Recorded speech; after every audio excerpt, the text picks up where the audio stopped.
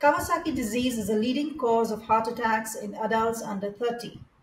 The lack of knowledge of Kawasaki disease, even from fully qualified doctors, stuck with Dee Ismail, and since then she has been working hard to spread awareness of Kawasaki disease so that the symptoms can be spotted and treated as quickly as possible. So, what is Kawasaki disease and why is it misdiagnosed? I have with me the celebrated couture designer, respected for her multiple celebrity works, such as commissions for Beyoncé, Cher, Shania Twain, Izzard, and Warner Brothers. Her diverse sense of style has been showcased in many presentations across the globe and fashion magazines throughout the 80s and the 90s. She is also the founder and chairwoman of Kawasaki Disease UK. Her fight against Kawasaki disease started in 1993 when her then 7-month-old daughter first started showing symptoms of the disease but was constantly misdiagnosed by doctors. Welcome to the podcast, Dee. Hi, lovely to meet you. Thank you for having me. Lovely meeting you. Hi. So, tell us your story. What is Kawasaki disease, and why is it important to create awareness about it? Okay, so Kawasaki disease is a combination of a predisposition of a gene as well as a toxin that is breathed in atmospherically that triggers inflammation. We don't know why that inflammation settles on the heart and not the brain or other places, but this is the pattern. So it's creating swellings on the coronary arteries of the heart, and if not diagnosed promptly within 4 to 5 days, it can go on to create havoc for the child, either as a child or as an adult.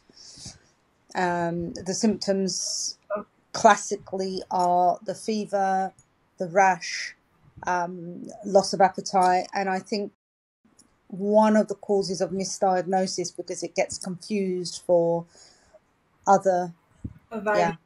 for a virus. Yeah, a virus. Yes, but there are a couple of other classic symptoms to watch out for that goes with that fever and rash, body rash. There's a swelling of the eye that's quite classic, and an ulcerated mouth. And then finally, towards the heart disease onset, they get the peeling of the extremities, exclamation of the extremities. So generally the skin begins to peel on the fingertips, possibly the bottom and feet. But by then it is in the later stage, and the heart disease already has settled in. So it's really important that we get children the right care and the right treatment at an early stage of the onset of this illness. And that's what your nonprofit is doing. Yes. And where are these symptoms visible in early childhood, as young? How young are they expressed? Mainly under the age of 5. There have been some children seen around the age of 8 or 9, but that's quite rare. It's mainly under the age of 5, and we think it's because of the gene being more prominent before the age of 5. Okay, all right. And tell me, the doctors don't inform of these symptoms. Is it something that the parent has to be aware of? Because the medical fraternity, I would assume, would want to give a checklist of things to the parents. Obviously, parents are first time, especially first time parents. They would be very unaware of these symptoms, right? So, should the medical fraternity ensure that these things are told to new parents? Yes, if only we could make that happen. We are trying our best to get leaflets out to GP surgeries and A&Es. It is difficult. I mean, clinicians are limited, I guess, in their time to keep up with all the new research. So what we like to do is we like to get these leaflets printed and sent out to as many surgeries as possible. Yes, it's there on the website, but again, a busy clinician is they can miss these things. So it's better to have it there available for parents to pick up as a leaflet, or for GPs to just have it on their board, and just, get the child Right. diagnosed more promptly if these symptoms are coming together. These 6 classic symptoms are coming together. I just feel that it shouldn't be missed as Kawasaki disease if they have the infected eye and the ulcerated mouth, because this, together with the high temperature and body rash, it does mean take a look at the heart and see if there are any swellings. That can be done by an ultrasound. So it is quite straightforward, but we don't really understand why GPs are confusing it. And obviously, there is no vaccine for this. Do they have a vaccine? Not that I know of. Now, there's a research panel called Dr. Burns research, which is going on in the US, and that comes under the Rady Center. So if people want to look at the recent published files, that's also on our website. But if they wanted to find out more, this is where the main research is going on globally at this time, and has been for the past few years. So because I'm not medically trained, I may not be able to answer all the questions, but for sure, we do have a parent hand guide that, again, is handed over to us from the Rady Center, and Professor Burns is doing a fantastic job, and they even have a parent symposium which goes on for 3 hours. I've watched it a couple of times now, and I'm going to watch it again, because there are some very important segments like calcification on the heart, and after a child has had Kawasaki disease, that they should be tested for calcification within 10 years. There's so many new aspects and information that is quite key for Kawasaki disease, that I would say, Right. if you're in the UK, we can connect you with our specialist here if you're worried about your child. Professor Levine is our UK specialist, and he understands KD very, very well. He's been looking into this certainly before my daughter even had it. So this illness started coming around 1964. Dr. Oh. Kawasaki was the first doctor to diagnose in Japan. A lot of it was seen in Japan. And we certainly know information like the Second World War shelling, the toxins from that are floating around in the atmosphere. It's all relevant to triggering genes that create Kawasaki disease. There's a lot of information really accumulating, but there are a few key places that we trust that we get that information. Right. So obviously, your website does have a lot of information for people who want to research more about KD, the Kawasaki disease.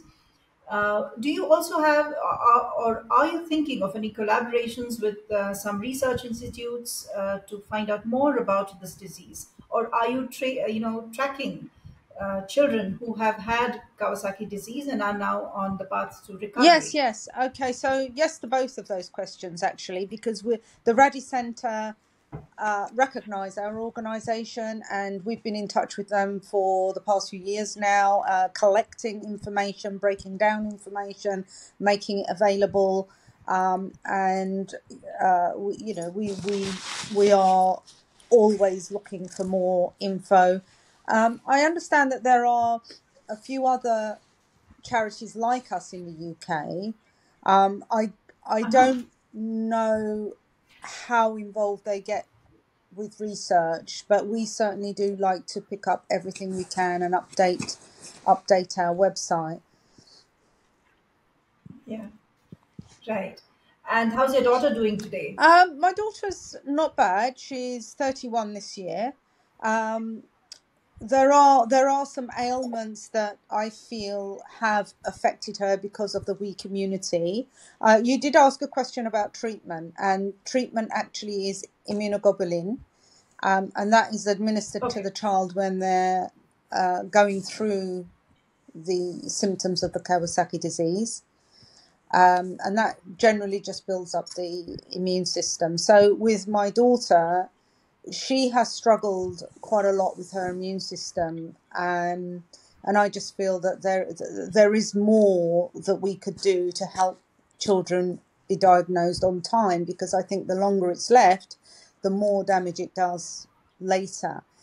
With my daughter, because she had 2 aneurysms on around day 11, the Oh, damage was already done to the coronary arteries, but even at that late stage she had immunoglobulin, which was helpful, and I am grateful. But I just remember feeling very, very angry about my daughter not being diagnosed on time, because if we could have avoided having that damage to the heart, then you can imagine that the yes. scarring would not be there. So that creates a new set of problems later in life, that scarring can collapse into the cavities of the coronary arteries. And that's a big worry. But at the same time, the system has had that massive inflammation that we don't really understand what is happening with the rest of the body and where any damage could have happened there. But we do know that calcification occurs as well, and that's another big worry. And that occurs 10 years after. And from the Rady Center research from the symposium, I learned that after 10 years, it's likely that almost every child will get calcification. And that's it's a big Oh, worry. So again, the most important thing is to identify and prevent the damage. Those are the things that I focus on. So if I get a parent come through our contact form, usually it lands up on my email system, whether it be a weekend or an evening, I reply immediately, because I know the urgency of having that child diagnosed on time, and that not a second can be lost. yeah, my goodness. It's like, having a sword hanging on your head at all times, Yes, right? that You're is always how on it is, this. I'm afraid. That is how it is, but I know the pain of it, and um I'm still hopeful that my daughter will overcome some of the problems that I believe have been caused because she had too much inflammation. And I still feel some of her ailments now are because of inflammation. All of the things that she complains about, whether swelling or pain or any sort of lesions, anything like that, it's all down to the inflammation. So because we don't fully understand how that inflammation is occurring and reoccurring, and what the pattern is and what the connection is to her having had KD, it's always there in the back of my mind, even if I don't discuss it with her or Yeah, I remind her that understand. she had KD. I know in my mind that it's definitely worth preventing it. It's too complex. It's a complex disease. It is a Yeah. complex disease, yes. And you are doing all that you can actually through your nonprofit, making sure people are aware about it and, Yes, getting the right information. So I think you are doing your bit. I do hope that the information that you are providing is helpful to all I the hope so. parents who are anxious. I hope so. Yeah. Yeah. And We have a lot of parents, and uh, they're contacting us, and the pattern seems to be that they are still confused after seeing maybe 2 or 3 doctors. They're still confused about the condition of their child, and whether it is KD, and whether the child has been diagnosed on time. Most of them state that they've been sent home from hospital without any proper diagnosis. So this pattern is just reoccurring, and it's quite shocking, really, because I'm now beginning to think that it's worth doing some seminars for GPs to attend, and we do have a big hall in our building that is awarded to us for our charity. And I'm this year looking into hiring an events company who would regularly put on these seminars for us, so that professionals like Professor Levine can come and talk and educate GPs, because it is becoming that worrying that GPs really don't understand the importance of KD. Yeah.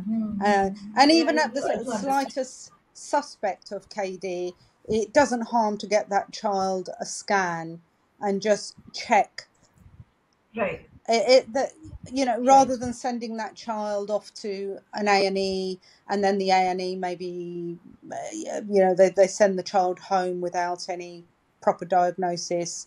And this is wasting time. Mm. Correct. Yeah. If it's caught in the bud, then obviously future complications will be prevented. Yeah. Well, what is the message that you would like to spread through this podcast, Dee?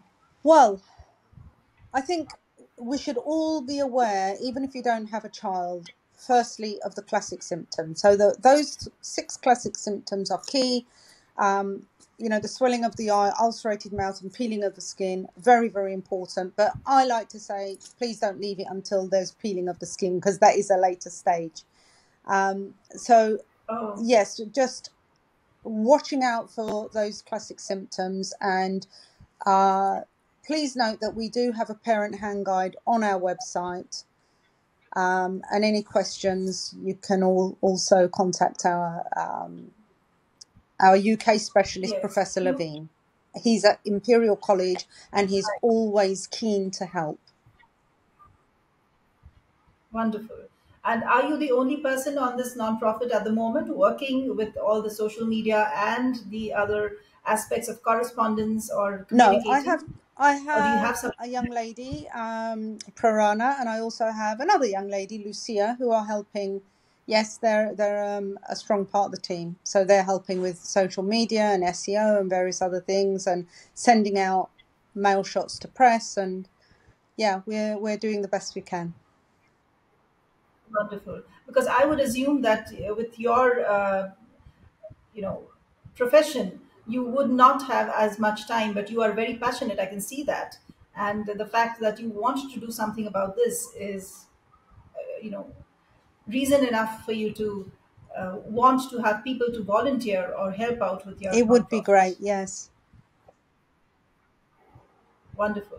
Dee, great talking to you. And I hope through this podcast we have many people wanting to know about Kawasaki disease, approaching you and your nonprofit and sorting out any kind of problems that they have. And I hope, I Thank you wish you very luck. much. But I will just reiterate that the man to see is Professor Levine. So you can always pick up his contact details off our website or just Google him. He's the man to contact. So if you have any concerns, because I really have to say that I still engage in my fashion business, and I may not be able to answer every email that comes through. But if there is a child, if a parent reaches out to us and there's a child that is unwell, yes, I do prioritize on that, and I do connect them with Professor Levine. But it might be quicker just to go directly to him. He's the expert. To him, right? Yeah. The expert. All right, so that was Dee Ismail for you, and she has a nonprofit about Kawasaki disease, and she's also a fashion designer. And I'm very privileged to have met Thank you, you. Thank you very much Dee. for having me on Dee. your show. I would also like to ask if people would like to buy one of our Spice Girls t-shirts. So you may know that I was one of the costume designers for the Spice Girls, and they're celebrating 25 years of being around. So we have produced these t-shirts that are on our website, and it does state that they're in aid of Kawasaki disease. So it's 100% to Kawasaki disease. So please, if you do like the Spice Girls, and who doesn't, please go on and buy one. Yeah, yes, yes, Thank you. absolutely. Wonderful. Lovely Thank you seeing so you. much. And I wish you all the best. Thank you. Thank you Bye very bye. much.